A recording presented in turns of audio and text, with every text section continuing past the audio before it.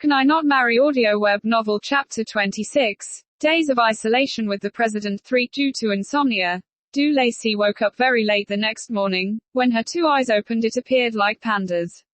However, this national treasure looked slightly malnutrition.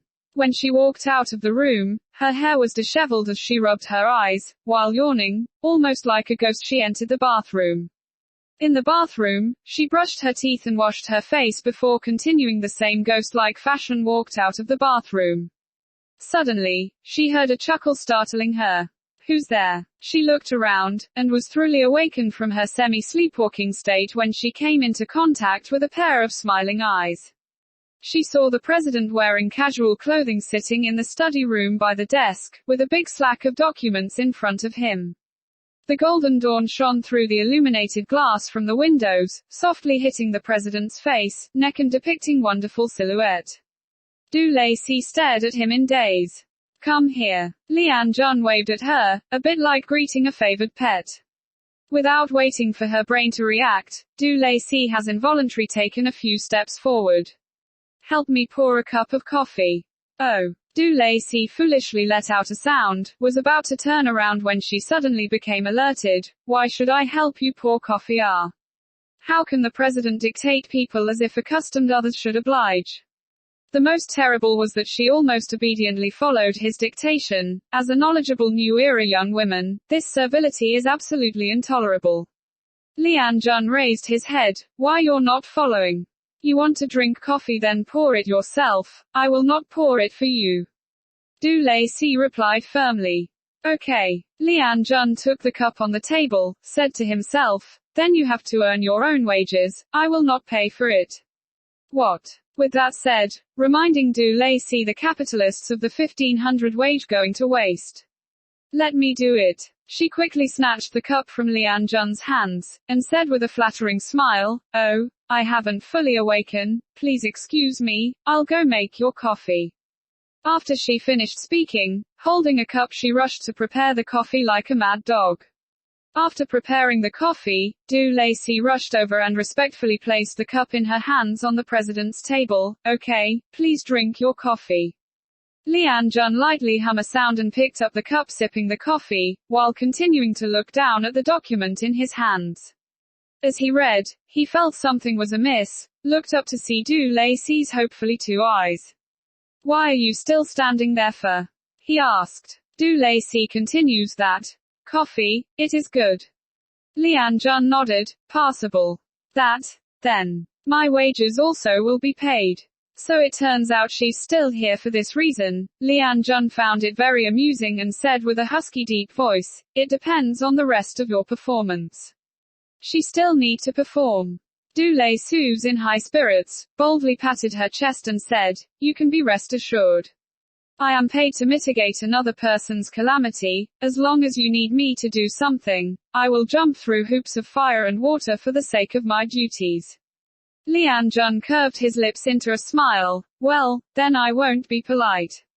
Why does it sound a bit strange? Not having the time to think. A stack of papers have been placed in front of Du Lacey. Help me type up these documents into a file on the computer. Type these up. That's a reporter's strengths. Du Lacey cheerfully took on the job, preparing to battle when Leanne John suddenly stopped her. Is there anything else? Du Lacey turned around. I asked Jason to send over a few pieces of women's clothing. Go and change out of that shirt. Heaven knows she was just too happy about the 1500 wage, that she literally attractively danced in front of him. Compared to last night's dim lightning, her jade white legs were completely exposed, making her irresistible. However, Du Lacey didn't think too much. She felt that besides the addition wages the president gave her, he would even give out additional employee benefits. Where would you find such a great boss? It seems like a capitalist still have some warmth of humanity. When Du Lacey is happy, she'll work like spilled blood chicken, especially enthusiastic. In a speed of light she have placed the proofread document before the president. Okay. Is there anything else to do?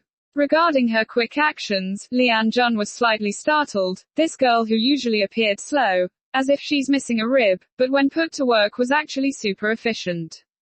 There's still two more. Proofread it and see if there's a need for correction. Yes, sir. Du Lacey then took the two contracts to the side to proofread. After a while she came back with the two contracts. Reporting President, I have proofread the two contracts. There's not much difference between the two, however. I think these two contracts have a lot of mistakes. Oh. Lian Jun was a little surprised. Where are the errors? Take a look. Du Lacey walked towards Lian Jun holding the contracts, pointing to the text on she contract. Here should be a full stop, not a comma.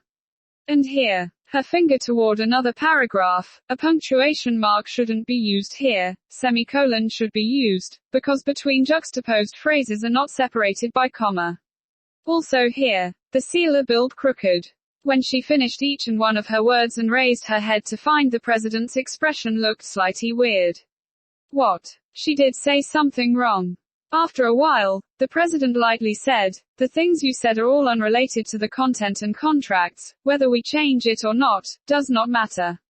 How does it not matter?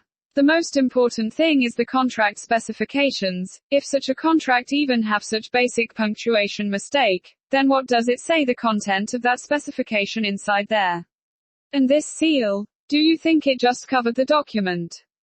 The whole seal of the contract represents the entire business. A good business is not crooked. When she said this, her eyes shone brightly. It was firm and persistent. After a sigh of relief she suddenly aware that something was wrong. Why did the president look at her that way? As if there was something hidden within there, glazing right through her body. One couldn't help but to be frightened. Her heart felt empty and the courage she had decreased greatly. I'm just talking nonsense. If you don't want to change it, then. No. Lian Jun interrupted her. You're right. It's rare that the president would talk so nicely. Go and modify the contract again. Change all that you think is wrong. Thus, Du Lacey spent the entire morning modifying the documents until the afternoon came around. During the process she discovered that the president's job isn't easy as she thought. Despite being quarantined, he still spent his time to work on the company's matters. Not once did he neglect his duties. Her bad impression of the capitalist through this mutual discussion and work gradually changed. However, what she didn't realize was that person's impression of her also quietly changing. Revising the modified contract one more time, Lian Jun nodded with satisfaction. Today, you have worked hard. For the president to suddenly compliment her, it made Du Lacey flattered and slightly embarrassed. It's nothing, this is what I should do. Suddenly, she remembered, then my wages. I will pay the usual wage.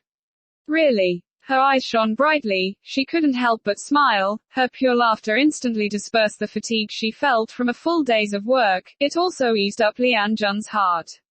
He couldn't help but ask, for $1,500, is it really worth you being so happy? Of course. This is my hard-earned money, eh? Du Lacey still immersed in a bundle the joy, trying to recover. In fact, you may not have to work so hard for such money.